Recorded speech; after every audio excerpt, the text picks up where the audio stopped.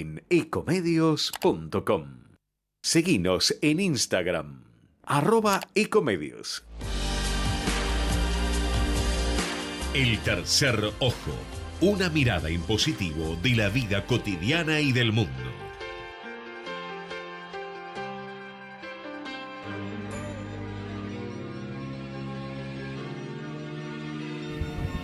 Muy buenas tardes, queridos oyentes. Estamos nuevamente juntos, gracias a Dios, disfrutando de este veranito porteño. Poco tiempo le estamos augurando al veranito porteño en la edición número 358 de por Ecomedios del Tercer Ojo. Este es su programa favorito para regresar a casa, preparar la cena o distraerse de cualquiera de las cosas que suceden en el mundo. Siempre presente, esta vez físicamente, Eduardo Fabier, ideólogo, conductor, alma mater de este programa. La tenemos ausente a Felicitas Argüello. Feliz cumpleaños, Felicitas. ¿Por qué me pisas, Fabián? No, porque no puede aguantar. Felicitas, feliz cumpleaños. Su nombre indica que hay que felicitarla. Felicitas a Felicitas. ¿Qué más redondo puede ser que eso? Muy bien, alumno Fabián, siéntese en el banco y déjese de joder. Bien. Marcelo Villoldo, que nos va a transmitir sus conocimientos muy cálidos sobre cine y arte, esta vez desde la distancia. Y quien les habla, que no me voy a identificar porque estoy oculto, soy un anónimo en la voz anónima de la radio. Vamos a dar inicio a este magnífico programa. Eduardo, te voy a dejar presentar al invitado que realmente vamos a disfrutar de su conversación. Bueno, señores, primero, gracias por seguir en este programa. Yo estuve ausente 3 semanas. No quiero pensar las cosas horribles que habrán pasado, pero si los oyentes se mantuvieron, quiere decir que estuvo bastante bien. Ya en otra vez voy a contar el viaje. Por ahora, hoy tenemos un programa espectacular. Uno de los temas que nos gusta, la historia. Pero la historia humana. Y para este tema, ¿qué mejor que el historiador Roberto Lizalde? Roberto, bienvenido. Muchas gracias. Un placer, un gusto. Ayer te dieron un reconocimiento importante en la ciudad por tu trayectoria, por tu obra. Voy a decir que Roberto nació en el año 52, un año extraordinario, historiador, miembro del número del Instituto Bonaerense de Numismática y Antigüedades, del Instituto de Investigaciones Históricas de la Manzana de las Luces y de la Junta de Estudios Históricos de La Recoleta, académico de número de la Academia Argentina de Artes y Ciencias de la Comunicación, académico correspondiente de la Academia Paraguaya de la Historia, del Instituto Histórico y Geográfico del Uruguay y de la Academia Uruguaya de Historia Marítima y Fluvial, miembro correspondiente de San Martín Society of Washington y del Instituto de Estudios Históricos Militares de Perú, el Instituto Histórico Municipal de Loma de Zamora, entre otras instituciones. Bueno, bla, bla, bla, artículos. Sí, ya es larguísimo. lo dejamos acá porque es se hace aburrido. largo. Y un hombre joven de 71 años como el suscripto, el escribano tiene 70, así que bueno, es el más joven de todos acá. Varios libros, uno yo lo leí, Historias ocultas de la Recoleta, hermoso, Diario de Buenos Aires 1810, Historias ignoradas de las invasiones inglesas, Manual de la Criada Económica. Me gustó este libro, Roberto, porque claro, después nos tenés que contar qué es esto. Tenés alma de gordo. Es que no, la criada económica yo entendí que era una criada que te salía poca plata tenerla. Sí, te salía poca plata. Es para eso, mira. Efectivamente. Bueno, bienvenido Gracias, Roberto, gracias. un gusto que estés acá. Feliz cumpleaños a Felicitas, aunque no la conozco, pero es un Feliz nombre muy cumpleaños. caro para mí, porque tengo una sobrina nieta, Felicitas, entonces. Sí, es un nombre muy lindo. Y bueno, hoy el tema que conversamos contigo se vinculaba a mujeres de los próceres, etcétera, etcétera. Y bueno, te dejo un poco la palabra si querés empezar con el tema, después te indagamos un poco. A nosotros nos gusta siempre indagar. Pero me parece muy El bien. tema y también el ser humano atrás del personaje. Del personaje, que bueno. todos tenemos. Vamos a empezar por el personaje anónimo. Bien. Y el personaje anónimo lo tenemos en el Manual de la Criada Económica. Ajá. ¿Qué es el Manual de la Criada Económica? El Manual de la Criada Económica es un libro que se editó en España. Y era el libro de Doña Petrona. Si los lectores los que nos están escuchando y tienen nuestra edad, se acordarán que nuestra madre tenía el libro de Doña Petrona o de Doña Lola. Sí, sí. Y si lo han conservado, porque son esas cosas a veces entrañables que uno ha conservado, de sus mayores, o los recetarios, van a ver que están en pésimo estado. ¿Y por qué estaban en pésimo estado? Porque se abría el libro para hacer la receta, en un bowl se ponían 4 huevos, 3 tazas de azúcar y se empezaba a batir. Y cuando batís algo sale. Eso iba sobre el papel. El papel, que era un papel muy rudimentario, o no de gran calidad, no había los métodos, lógicamente. Claro, no había mucha resistencia al papel. Bueno, claro. hacía que se que estén bastante en mal estado las hojas, llenas de manchones. Bueno, imagínense un papel de 1830. Y ese manual de la actividad económica se publicó facsimilarmente en Buenos Aires en la imprenta de la Gaceta Mercantil. Cuando decís facsimilar, que es que... Exactamente igual al que estaba en España, bien. se publicó acá. Son exactamente iguales. Bien. Se pusieron acá los tipos, las cosas, y exactamente igual. Manual de la actividad económica para las señoras que cuidan y qué sé yo. Entonces, es un Doña Petrona de 1810, 1820. Y va poniendo distintas cosas para enseñarle a la criada económica, que no gastara más plata. Lo rara, justamente, claro, ahí estaba, claro. ya que es una criada Ahí económica. estaba lo económico. La señora no iba a comprar, iba a la criada. Bien. Entonces había que enseñarle a la criada qué hacer. Tenía nociones de puericultura casi, de cuidado de higiene, y después las recetas.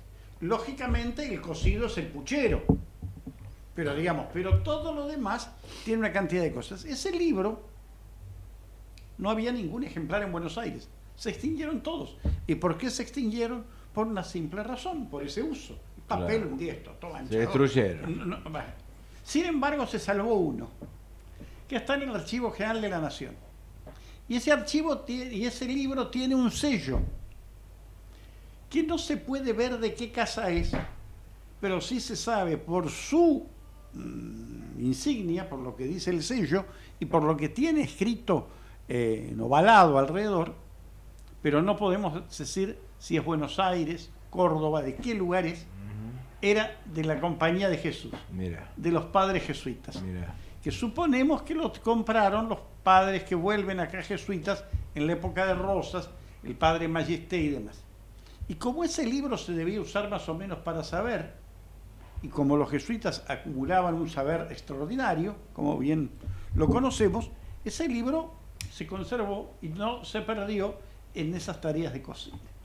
Y entre las cosas graciosas que tiene el libro, por ejemplo, es... Pero vos haces una reedición del libro. Yo hago una reedición y un estudio, o haces una estudio glosa. preliminar. Hago un estudio Bien, preliminar porque bien. lo encontré y Claro. hago el estudio de lo que significa como recetario, porque es el primer recetario de la Argentina. Decime. Perdóname, y lo que te decía es esto, lo de puricultura, lo de cuidado, porque dice, por ejemplo, cómo hay que limpiar con lejía, con cosas de otra época, las ropas. Y entonces, claro, se limpiaba la ropa una vez por semana. Y entonces dice que las ropas puercas, las que pueden tener manchas del cuerpo, hablemos los calzoncillos, Sí. los culotes, las mujeres, esas debían lavarse, pero cuidado con ponerla con los manteles y las servilletas que se van a comer. O sea, y da toda una serie de cosas muy divertidas al respecto. Ahora, las recetas de Doña Petrona hoy serían imposibles de hacerlas porque hay que ser millonario, más o menos. Exactamente. Un flan Sí, lleva los 14 12 huevos, claro. sea, Y estas recetas, es semejantes también. del mismo estilo. Sí. O sea, además, por ejemplo, tenés, ponga 1 kilo de grasa para hacer esto. O sea, hoy sería el negocio todo de con los colesterol todo laboratorios. muerto. Claro, con el colesterol sería creo que auspiciarían los laboratorios este recetario. ¿Y qué cosas vos, por ejemplo, se comían en aquella época que ahora se dejaron absolutamente de comer? Porque habrá algunas que se fueron manteniendo. Habrá cosas nuevas, a lo mejor la comida italiana, ¿no? Que en esa época no estaba. Sin embargo, hay algunas A ver, cosas. contame. No hay demasiadas diferencias. Aunque Mirá, parezca mentira, mirá. no hay demasiadas diferencias. Si comparas ese libro con el de Doña Petrona, son 100 años de diferencia, son más o 100 menos. años de diferencia, lo que tenés es un poco la comida. Doña Petrona es el gâteau, la comida francesa, todo eso que se ponía como esos excesos. Acércate un poquito más al micrófono, nos pide Subítelo. ahí el Esos operador, que es un torturador. Excesos de crema. Viola los derechos humanos. Adelante. Esos excesos de crema o cosas Sí. así, que en aquella época no se usaban tanto, eso que tiene que ver con esa comida, como digo, francesa, 100 años después, que digamos que ya estaba en boga en aquella época, desde fines del siglo XIX y comienzos del XX.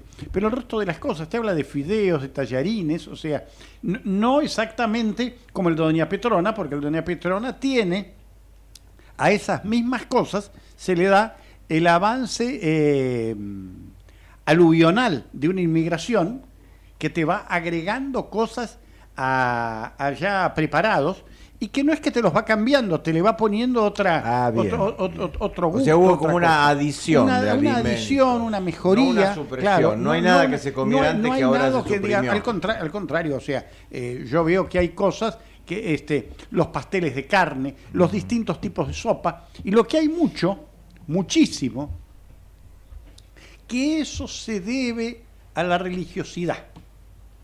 Hay cualquier cantidad de pescado, Ajá. porque toda la cuaresma no se podía comer carne, Correcto. salvo que compraras la bula de la Santa Cruzada. Claro. Los viernes no se comía carne. Había unos días, si mal no recuerdo, que todavía hasta nuestra edad, cuando éramos muy chicos, existían, que había una vigilia que se hacía Ayuno de abstinencia. claro, pero que se hacía una especie de vigilia de ayuno de abstinencia, no sé por qué, en el mes de septiembre. Había 1 o 2 Mirá. días. Creo que era por la fiesta de la exaltación de la cruz. Y después volvía La cuaresma en tiempo de era Adviento, y total, volvía en tiempo de claro, Adviento claro. también, el tiempo del ornamento morado, del luto en la iglesia, digamos, o de la preparación, de la penitencia.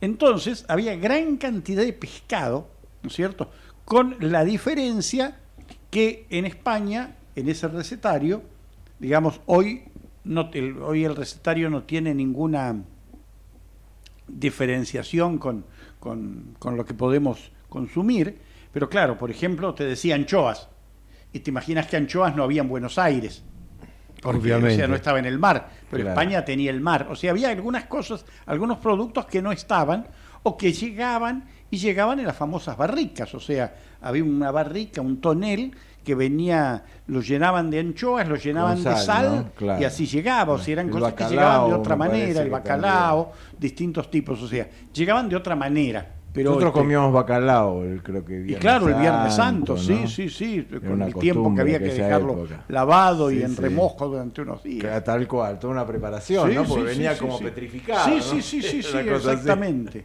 Exacto. Qué bueno, qué bueno estos libros. Bueno, vamos, si querés, un poco Vamos a empezar con vos. ¿Por qué te dedicas a la historia? ¿Se ¿Por qué? nace historiador? ¿Se hace?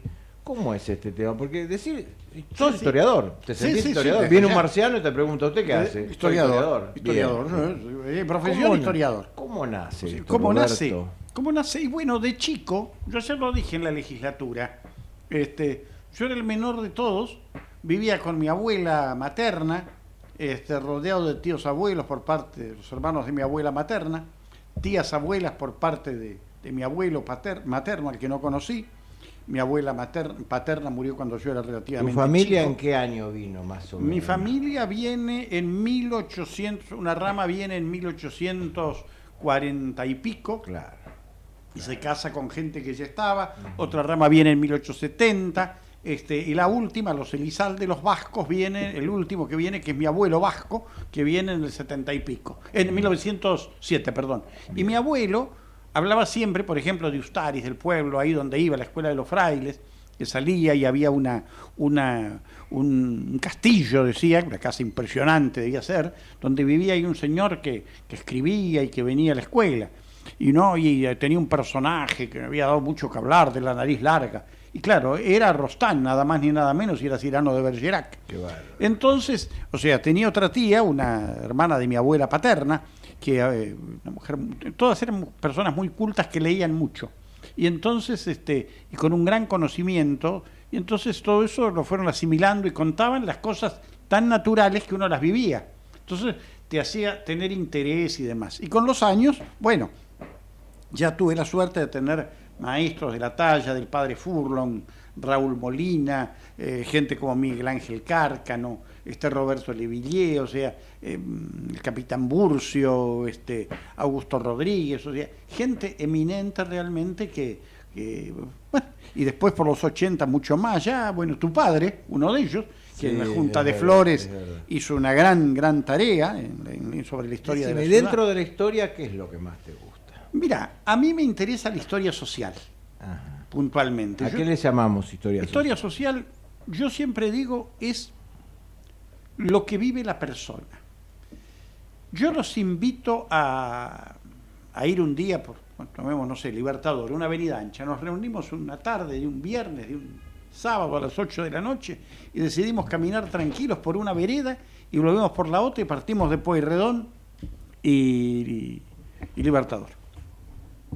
Nos tomemos Figueroa el Corte y volvamos por Libertador. Y vamos viendo las casas, mirando.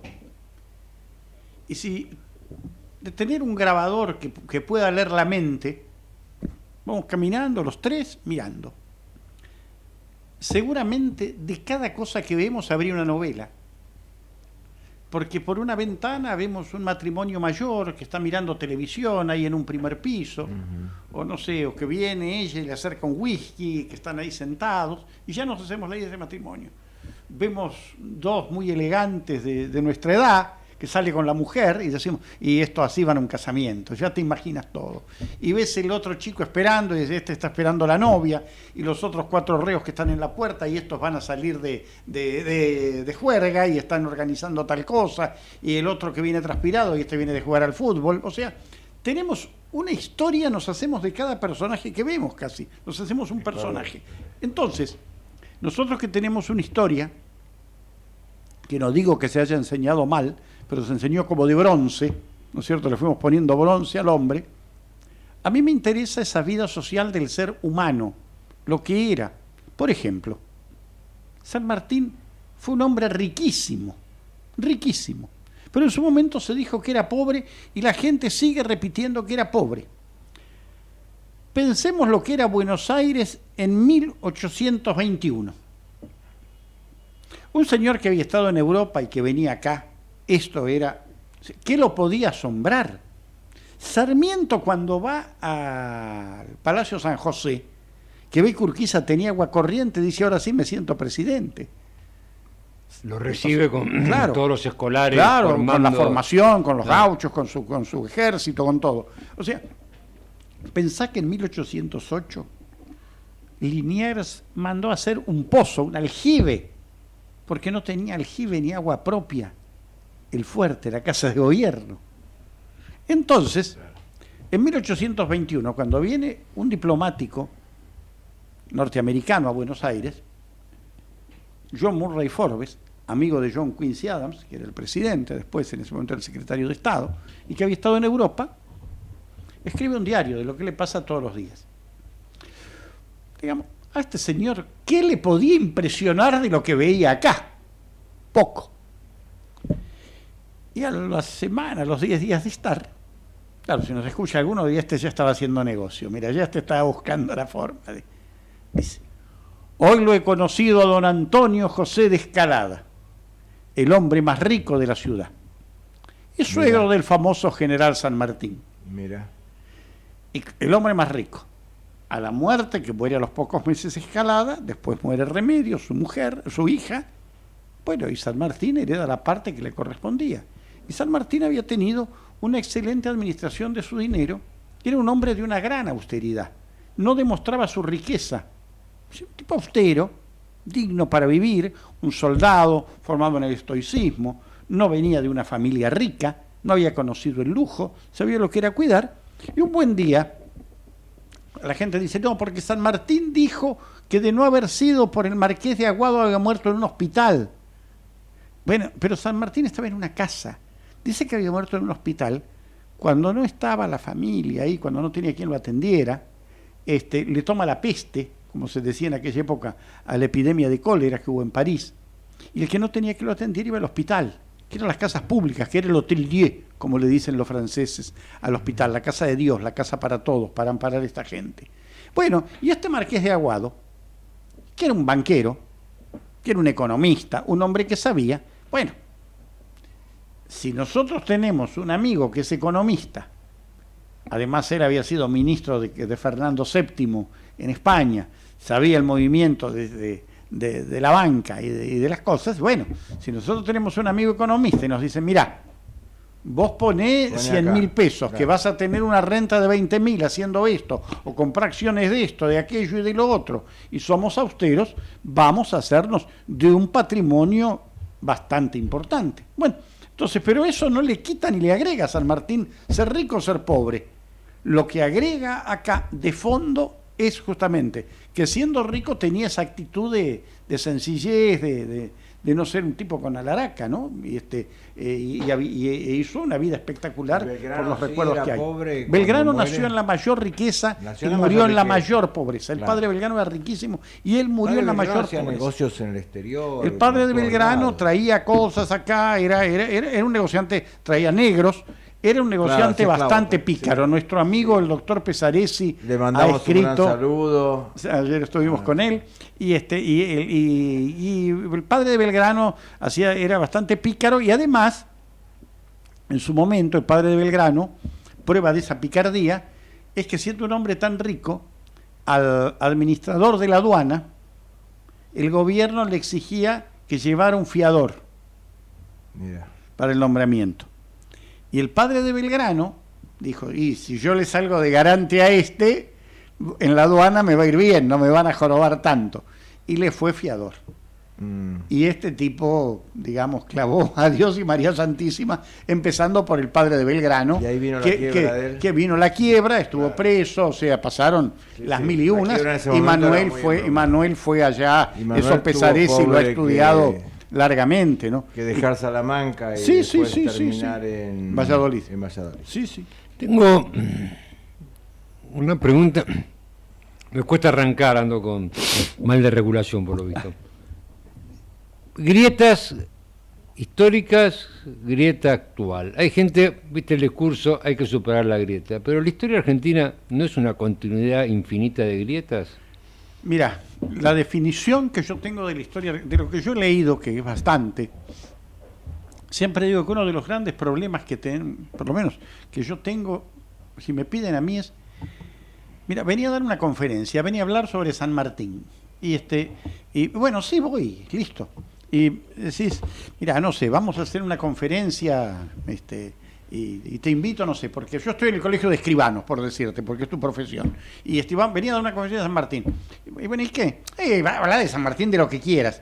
Y yo te tendría que decir, mira, buscame un publicista para que le ponga el título. Porque ponerle evocación de San Martín, ¿qué título le ponemos que sea gancho para que la gente vaya, ¿no es cierto? Bueno, entonces, eso se te da con los libros y con todo, por lo menos a mí.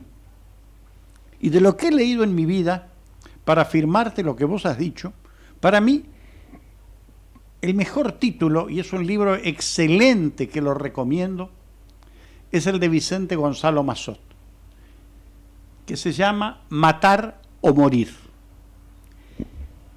Y es la historia argentina que empieza desde el fusilamiento de Liniers hasta el fusilamiento del general Valle, con todo lo que se les pueda ocurrir que pasa en el medio, y está Dorrego, y está el tiempo de Rosas, y está Chilabert, o sea, y van pasando todos los personajes de la historia argentina. Matar o morir.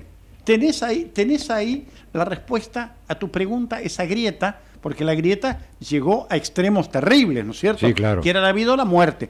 Que es cierto también que la vida tenía un valor muy subjetivo en aquella época, ¿no es cierto? Y además de un valor subjetivo, existía de parte de la gente un valor sublimado de la vida, ¿no es cierto? De un heroísmo, de un riesgo, de una serie de cosas que hoy pensándolo la gente, digamos, lo piensa dos veces antes de tal cosa. En aquella época, o sea, jugaba más la vida en todo. Claro, pero tenés incluso hasta en los duelos. Claro. Sí, cuando vos pensás la muerte, la locura, el asesinato del coronel Sarmiento, en ese duelo que por venganza, por odio, lo mata prácticamente a Lucio B. López. O sea, son cosas terribles, ¿no?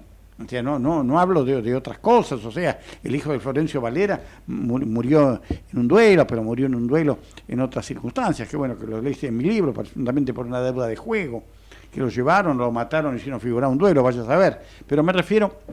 Claro. La sublimación de ciertas cosas y forman parte de esa grieta histórica que está sabedristas y morenistas, unitarios y federales, porteños y provincianos, sí, la Confederación. A mí me contaron que en la farsa de Bayona, ¿no? Cuando Fernando VII cede el poder a Napoleón, etcétera, ahí hubo como una doble corriente, quienes decían que la soberanía ahora pasaba al pueblo, sí, y quienes decían que en realidad pasaba al virrey. Claro, que era el representante, ¿no? Entonces a partir de ahí estaban los dos bandos. Claro, estaban los dos bandos. Como y los dos tenían su razón. Los dos tenían su razón porque el rey provenía, digamos, divinamente, ¿no es cierto?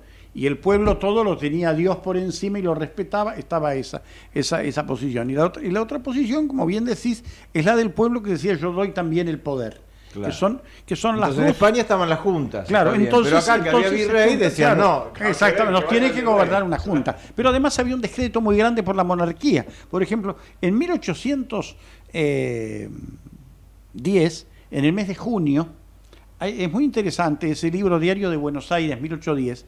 Yo lo escribí después de 10 años o 15 de investigación. Porque inventé un personaje ficticio. Pero día a día narro lo que pasaba en Buenos Aires, desde lo más importante hasta lo más sencillo. Qué bueno. Y de cosas muy graciosas. Y por ejemplo, una de esas cosas graciosas que hay o que uno ve Aguilar lo publicó. Exactamente. Y una de las cosas que uno ve es esta. Hay un brindis en el cuartel de patricios. Y dicen, no queremos reina puta, ni queremos rey cabrón. No queremos que nos gobierne esa cruel y vil nación. ¿A quién se estaban refiriendo? A la reina, Carlos IV, su marido, el rey cabrón, Godoy, el príncipe que era el amante de la reina. Claro. O sea, entonces hay una serie de cosas que hay que verlas en ese aspecto de esa vida social. Mira, decime, ¿se apreciaba más a los Habsburgo o a los Borbones por tu percepción, ¿no? Mi percepción es que hay un reinado que es de Borbón, indudablemente, que es un rey con todo, que es Carlos III. Carlos III es espectacular. Es un hombre de una visión geopolítica, crea el virreinato, estaba rodeado de gente. A nosotros nos vino muy bien. A nosotros nos vino muy bien. Estaba rodeado de gente eminente, claro. O sea, que después se la sacó de encima también, porque no quería que avanzaran demasiado. Está el tema de los jesuitas, que eso fue todo un tema muy particular que vino, pero después de él viene su hijo Carlos IV, que al principio Carlos IV más o menos, o sea, es muy difícil a veces hacer las comparaciones fulano y mengano, porque serán la misma familia, pero son cosas distintas, circunstancias y momentos distintos. Pero, ahí es cuando empieza a tallar Godoy y una punta de personajes que hacen que se desbarranque la cosa, ¿no es cierto? Pero esa vida social es interesantísima. Por ejemplo, una de las cosas más divertidas. ¿Qué pusiste el 25 de mayo? El 25 de mayo, Posada fue a trabajar a la curia, donde era escribano, se faenó Hacienda. Fue un día totalmente normal. Poca gente había en la plaza. Cuando sale, es la verdad. ¿Y dónde está el pueblo si no hay nadie? ¿Quiénes son los que vienen a pedir? Entonces ahí es cuando salen por los regimientos y juntan las 400 firmas, 400, en una población de 42.000 habitantes. Bueno, si bien, claro, exactamente. O sea, pero como bien sabés vos, la condición de vecino, no podía haber solo 400 vecinos, había un poquito más, pero al cabildo se mandan 400 y pico de invitaciones y van 250, y una gran cantidad incluso no vota el cabildo abierto. Y French y Beruti también apoyaron un poco. Exactamente. Quién entraba, quién no. Claro, y los grupos que estaban en la vereda. Claro. Pero por eso digo, es esa historia social que te explica muchas cosas y los documentos. Mira, hay una cosa que les va a divertir seguramente. Los ingleses, que sería para una larga conversación y casi para 2 programas, tenían la orden de irse el 19 y 20 de mayo. Empezó la revolución, no se fueron, acá qué pasa. El 25 de mayo pasó lo que pasó, el 26 tiraron los cañonazos los barcos ingleses y se quedaron. Había un inglés que alquilaba una casa a un señor Rospigliosi, que era la hija de un famoso abogado, muy prestigioso, que tenía una gran Los biblioteca. que habían quedado de las invasiones. Exactamente, Sí, y los que vienen después a hacer negocios y se bien, quedan. ok. Bueno, este señor alquilaba un cuarto en una casa y le dice, claro, era el mejor negocio que podías hacer. Si hoy tenés un departamento, ¿a quién se lo vas a alquilar? Se lo alquilas a un embajador, Claro. a un diplomático. Cobra en dólares, te va a pagar, no quiere quedar mal. Bueno, el inglés tenía que comerciar y era el más seguro que te iba a pagar la renta, que ibas a estar bien. Claro. Bueno, un día se anunció una señora, una amiga que iba de visita a la casa del inglés. Se hicieron las 10 de la noche y pensemos en Buenos Aires. Ujú. Y cuando que nos están escuchando piensen que esto está iluminado como ahora, no. Con suerte en ese cuarto había 5 velas, había 2 espejos donde se reflejaban las velas, que eran las cornucopias, o sea, no era una sala iluminada como la peor que podemos tener iluminada hoy. Se hicieron las 10 de la noche y la señora se va. Y entonces el dueño de casa decide acompañarla. Claro, las veredas eran altas, pozos, qué sé yo, la acompañó a la amiga de la casa. Y cuando llega, se lo encuentra en una posición incómoda con su mujer al inglés. Apa. Y entonces, todo esto está en un expediente en el archivo de la Nación de un juicio. Y va a declarar un esclavo de la casa de al lado. El esclavo de la casa de al lado dice que siendo las 10:30 de la noche, el amo le dijo que cerrara la casa, ya la puerta cancel de rejas, que el amo se iba a retirar a descansar. Y él estaba haciendo eso cuando vino el esclavo de al lado pidiéndole como auxilio, como algo que él no le entendía. Podía ser un esclavo nuevo, hablaban distintos idiomas, dialectos africanos, y el amo le dijo, andar ya a la casa, que yo ya me he visto y voy a ver qué pasa, qué les ha pasado a esta gente. Y cuando llegó se lo encontró al amo de la casa de al lado, que lo golpeaba con un paraguas en la espalda y en las nalgas, que estaban al descubierto y con los pantalones bajos, al inglés, mientras que la señora lloraba en una esquina. La señora fue llevada a la casa de ejercicios espirituales. Entonces la pregunta es, ¿había paraguas o no el 25 de mayo? Cuando te pregunten si había paraguas por el cuadro, acá tenés una respuesta. Qué grande, genial. Esa es la genial. historia social. Genial, Roberto. Sé que estás con poco tiempo. No, y perfecto. el tiempo corre, pero bueno, habíamos pensado en hablar algo de las mujeres de los próceres y vos querías referirte a alguna en particular. Sí, yo me quería referir porque mañana son 200 años de la muerte de Remedios de Escalada.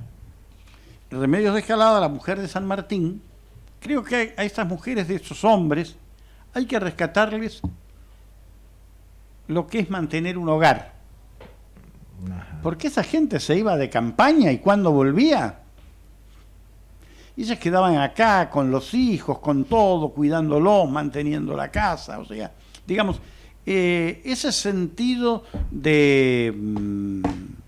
de espiritualidad. Ellos tienen una casa en Mendoza también. Ellos ¿no? tienen una casa en Mendoza, que un Sí. tiempo Remedios Estuvo ahí vaya. en Mendoza. Exacto, nace la hija justamente. Claro. Mercedes San Martín y Balcarce nace en Mendoza, la infanta mendocina. Después Pero se viene acá. después viene acá y después ya muere la madre y San Martín se la lleva a educar a Europa. Claro. Pero y después vuelve Mercedes cuando casa con Balcarce en 1833. Vuelve a Buenos Aires, a la Argentina. Pero la realidad es de esas mujeres, que cuando uno piensa el tiempo que estuvieron sin esos hombres al lado, cuando piensa en las campañas, se iban y Dios me libre cuando volvían, ¿no? Sí volvían. Sí volvían, pero suponiendo que volvían, porque muchos volvieron, era un tiempo indescifrable en tiempo. Esas mujeres mantuvieron lo que es el calor de la familia, el calor del hogar, la educación de los hijos, o sea, tiene un Muy valor meritorio, muy meritorio, o sea, considerando como consideramos siempre la familia como una base de la sociedad.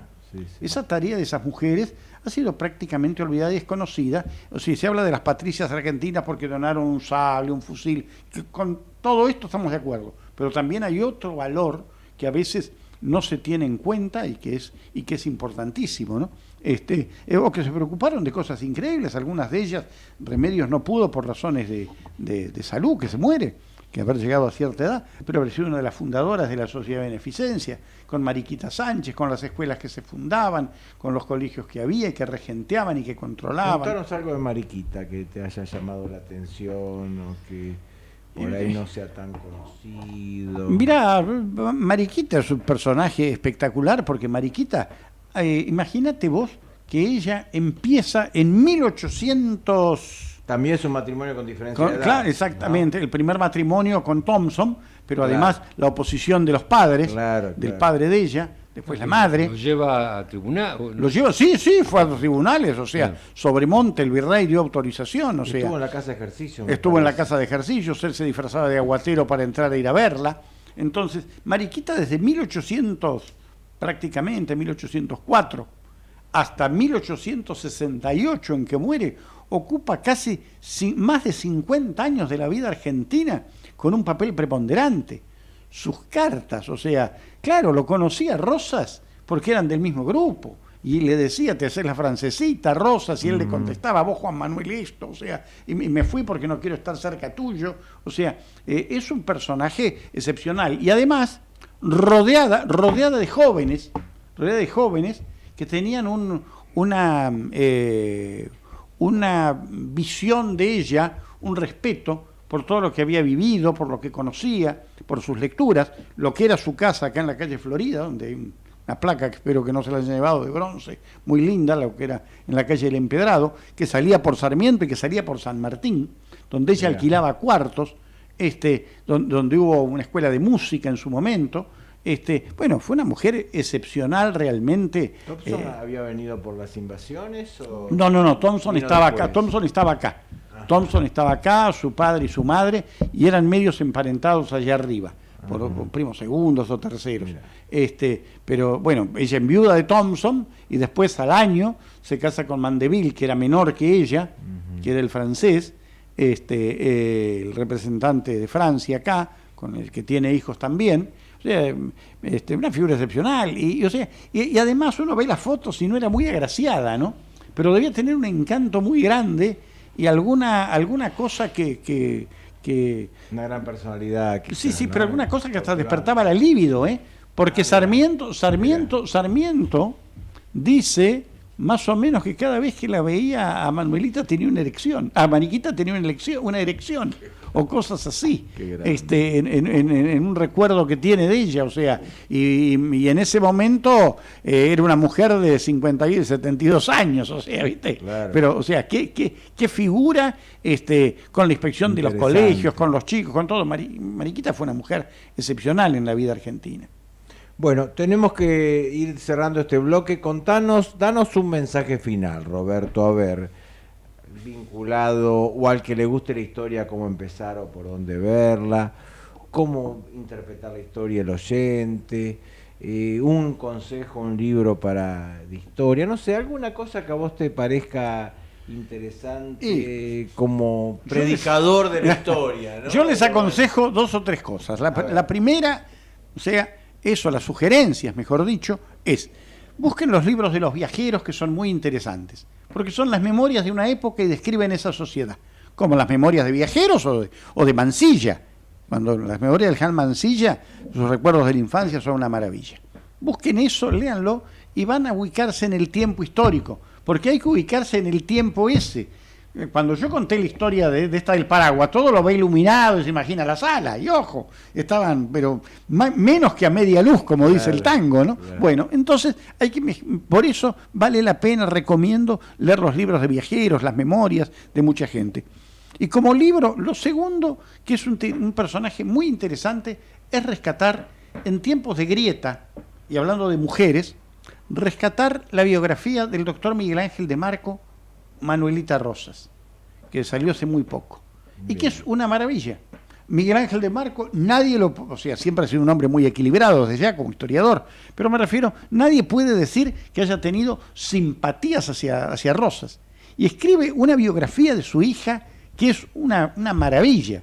Ahora estamos insistiendo ante el gobierno de la ciudad ayer para que una calle lleve el nombre de Manuelita, porque Manuelita se llevó bien con todos.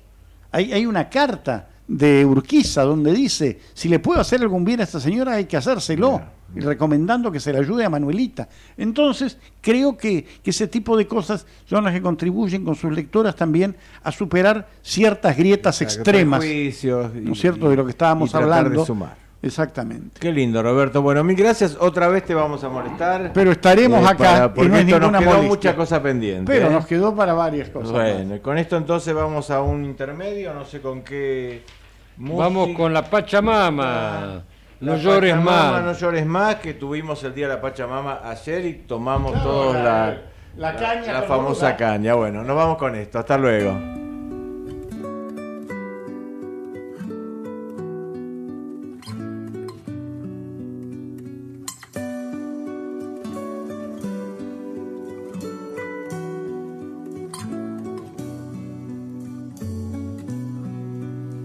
Hermanos, hagan silencio y bajen todos la voz, que la madre está llorando, pues ya no oculta más su dolor.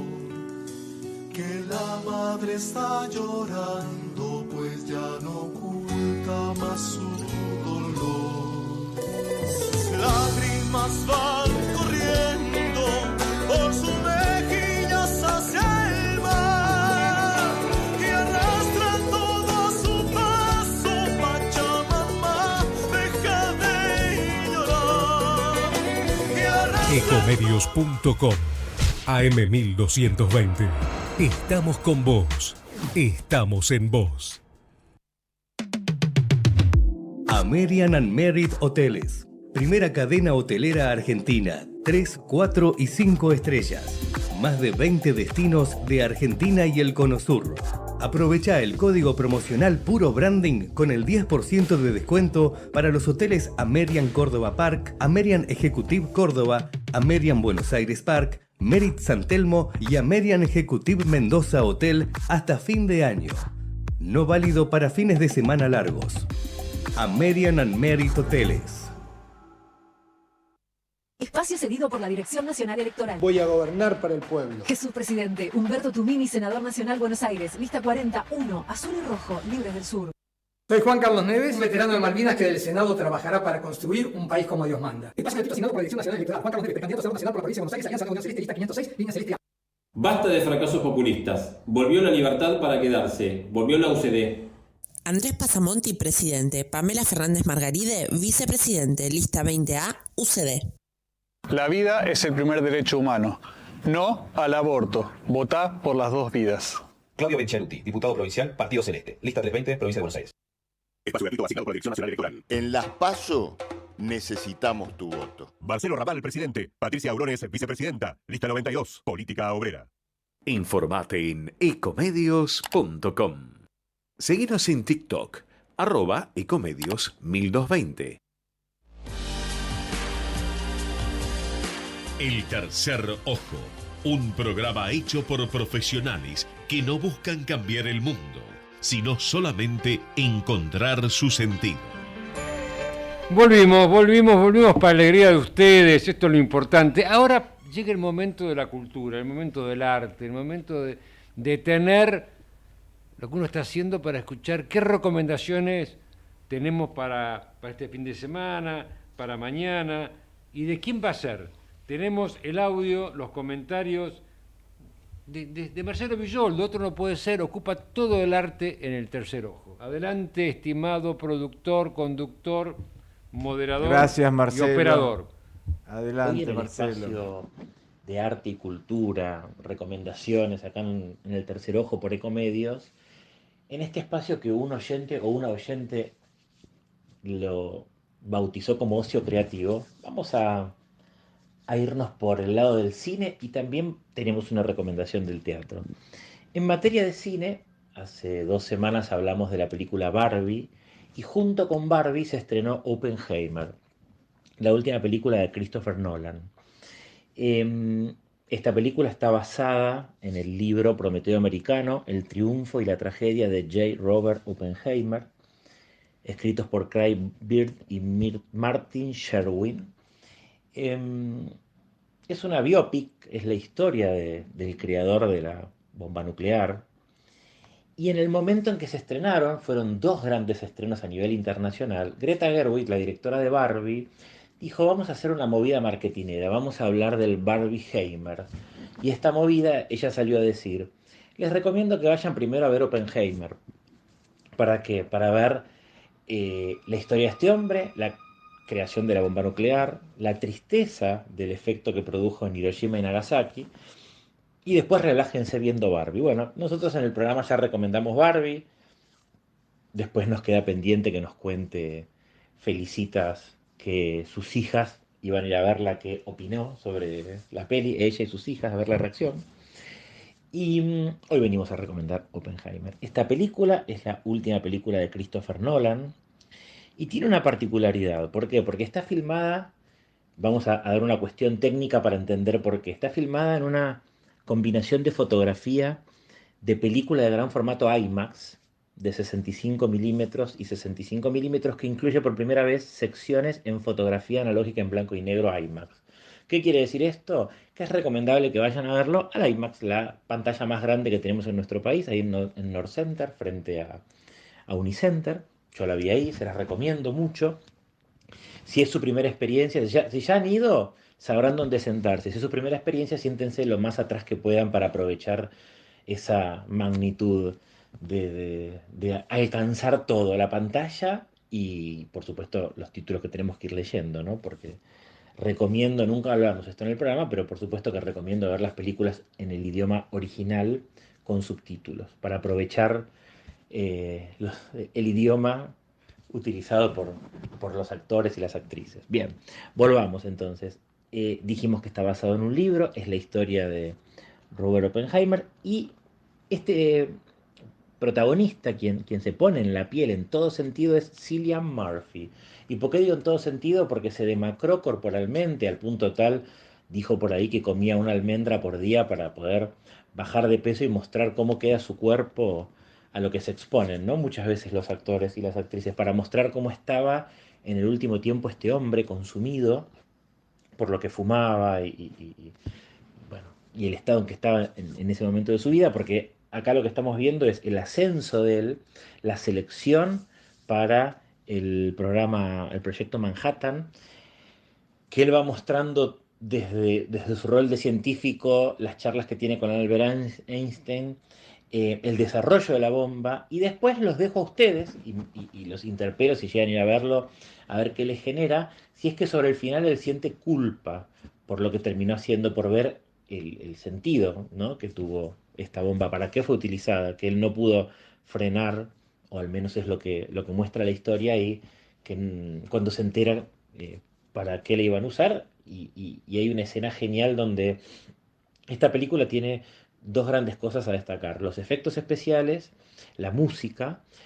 Hablamos recién del blanco y negro, que tiene ciertos fragmentos, va jugando con los flashbacks, ¿no?, antes y después de la bomba, y una escena increíble donde él es felicitado por lo que hizo, pero va sintiendo los efectos como si se pudiera fundir su alegría con las imágenes de lo que fue los muertos en Hiroshima y Nagasaki. Les decía, Cillian Murphy, también está Emily Blunt, que es la que interpreta a su esposa, la bióloga y botanista Kitty Oppenheimer, en un papel increíble, tapado por el comienzo y con una reacción final en la película muy importante, apoyándolo a él en todo momento. Y después otras dos grandes figuras, una es Matt Damon, que interpreta al director del Proyecto Manhattan, que mencionamos recién, Leslie Groves, y Robert Downey Jr., que no nos deja de sorprender en cada actuación que hace, que él es el fundador de la Comisión de Energía Atómica de los Estados Unidos. Digamos, una competencia entre quién es el más malo en la historia, entre él y Oppenheimer respecto a la bomba atómica, a la bomba nuclear, perdón. Recomendación entonces, vayan a ver esta película, sientan esta experiencia, son 3 horas, si pueden ir a verla al IMAX, mucho mejor, y después nos contarán, y sobre el final van a ver una escena donde nos enteramos un diálogo que tuvo Oppenheimer con Albert Einstein, y es algo que lo podemos extrapolar a cualquier profesión, a la vida diaria, de cómo a veces por nuestros egos, por los aplausos o por lo que sea, o por querer quedar en la historia, nos inmolamos de una determinada manera y cuál es la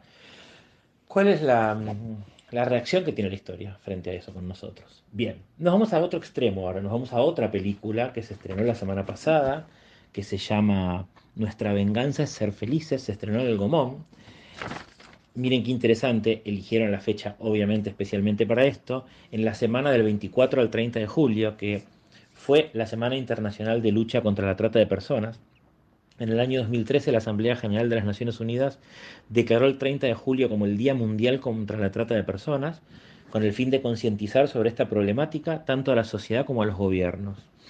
Bueno, la película se estrenó el jueves pasado, ese mismo día se hizo una performance frente al Congreso, en la plaza, y después de ahí se fueron todos. Yo fui a la performance, la película la había visto en la privada de prensa para periodistas, y después fueron al estreno de la peli en el Gomón, y esa performance era una mesa al estilo Mirta Legrand, como dijo la protagonista, donde había hombres, platos y esos afiches que uno ve en la calle de prostitución, con fotos, teléfonos, bueno, donde elegían en el menú lo que suelen a veces comprar, porque la bajada de este título de Nuestra venganza en ser felices es todo se puede vender y comprar.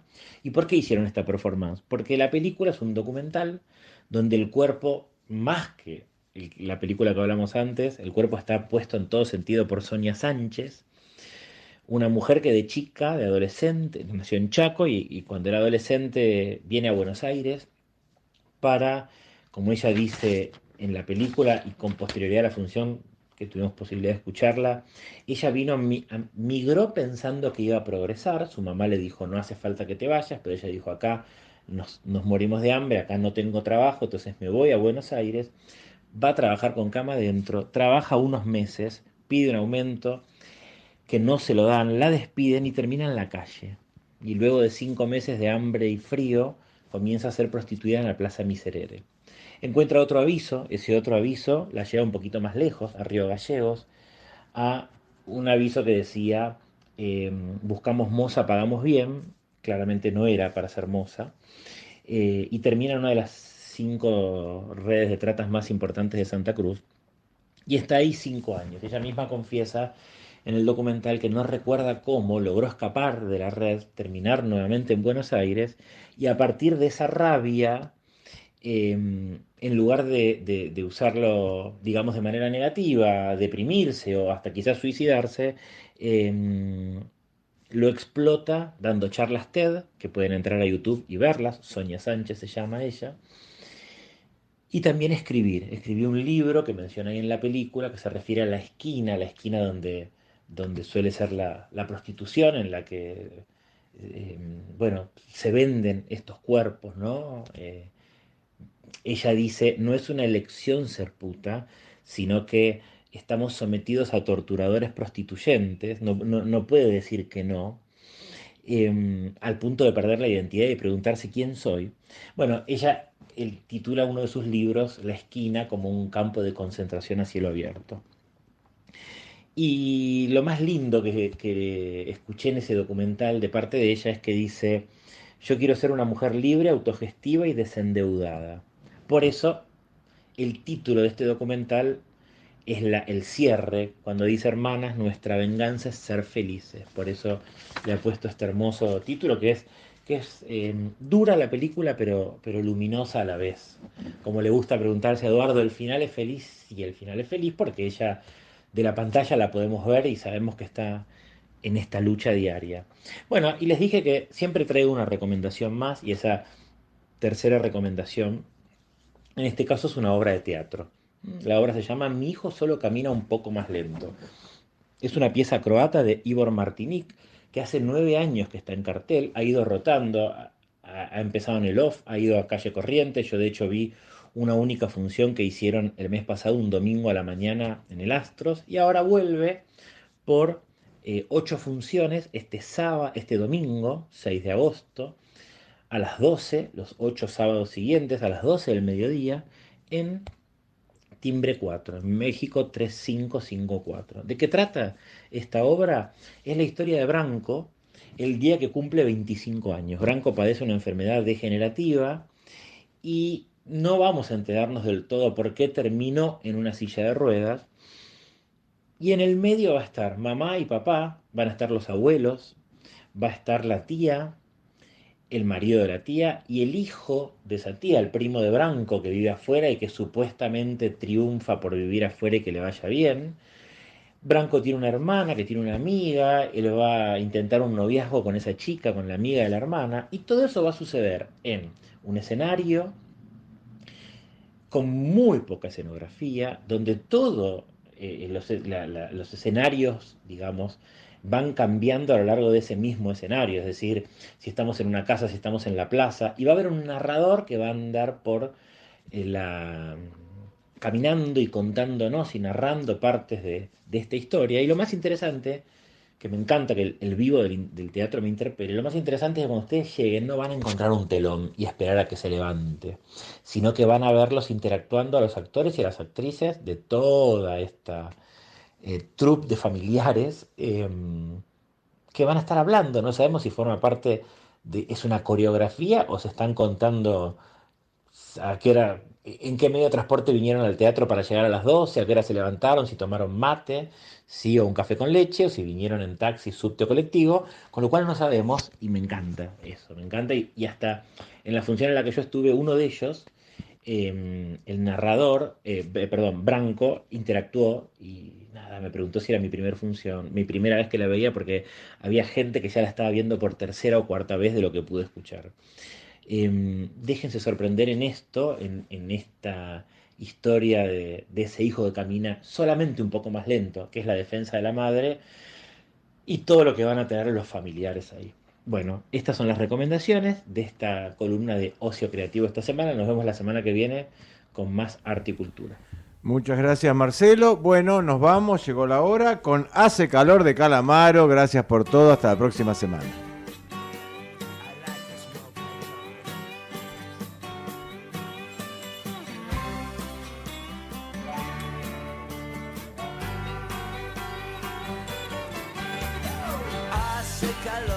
Hace calor, estaba esperando que cantes mi canción y que abras esa botella, brindemos con ella, hagamos el amor en el balcón. Mi corazón es un músculo sano, pero necesita acción, dame paz y